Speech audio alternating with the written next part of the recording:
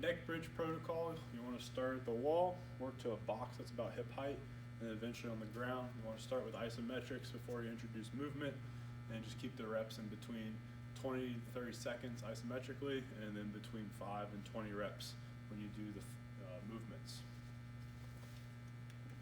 We're going to go ahead and start off on the wall.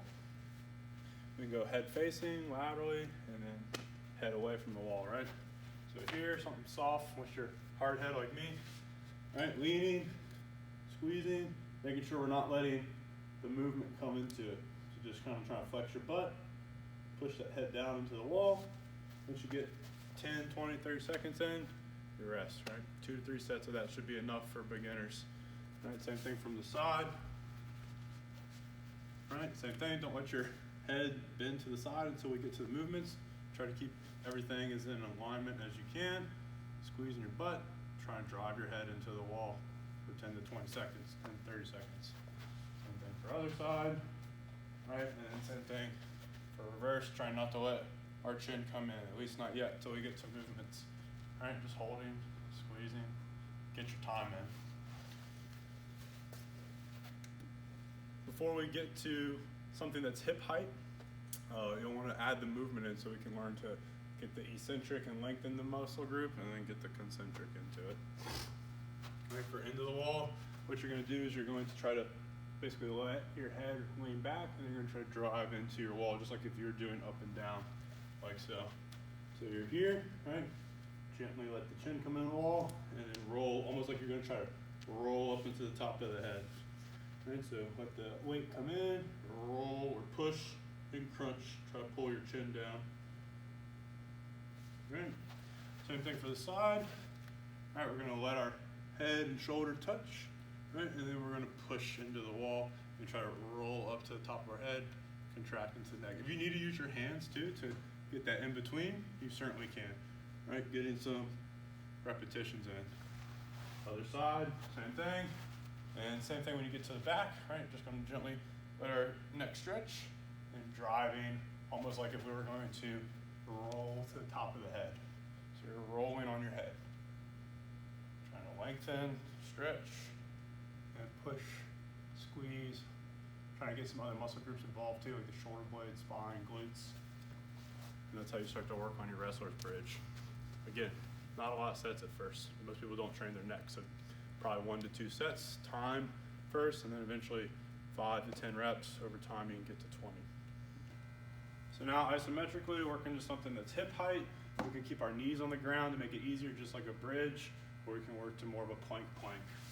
Right, so here, right, starting with just a knee plank, and then you can go to head plank, and then eventually, right, full body plank, which is gonna be pretty hard, right? Same thing for the side. All right, just driving, get the idea. And same thing for the back. All right, doing a glute bridge with neck drive.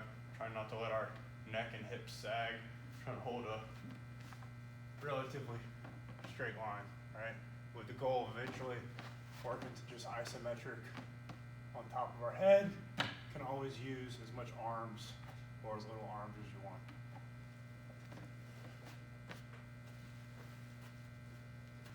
So now when we're working to our actual range of motion exercises, same thing as on the wall. So I would start with on your knees, and eventually you can work to knees up, right? But same thing, we're here, and we're just trying to roll onto the top of our head and controlling it down. I don't like going into full flexion on this one too much. I like keeping it neutral and then just pushing up onto the top of the head, right? And get some pulls. Same thing for the side. Right. A little bit of flexion, or also lateral flexion, and driving up with the goal of working up onto the side of our head. All right, repetition. And last one.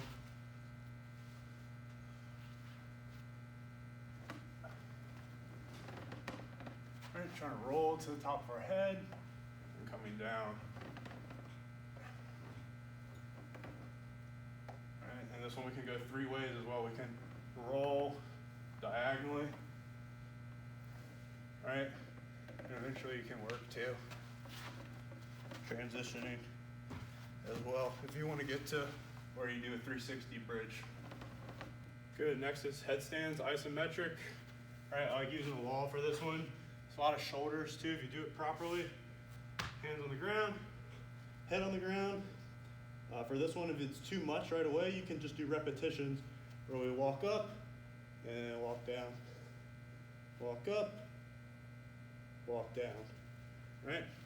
Over time, as that feels more comfortable, you don't feel as much resistance in your joints and you feel lots of strength in your muscular contraction. You can kick up, put your feet up on the wall. You want to still actively push with your hands and spread with your shoulders just to dissipate some of the force a little bit. You're here, up, right? And I'm still trying to push into my arms like if I was gonna push up into a handstand, right? And then you can always change the angle, get a little core work in, and change where your neck's taking some of that pressure.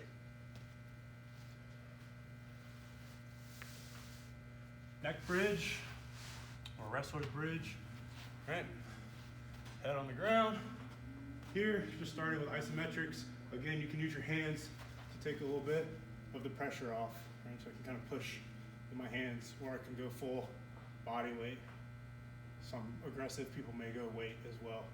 And then from isometrics, you're working into range of motion, right? So roll, roll, actively trying to flex the muscles in the neck, right? And then you can look in different angles, right? And you can work on transition,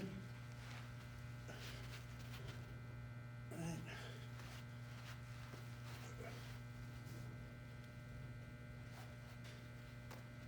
I think the wall's in the way on that one, but you get the idea, right? And you can work your way all the way around 360.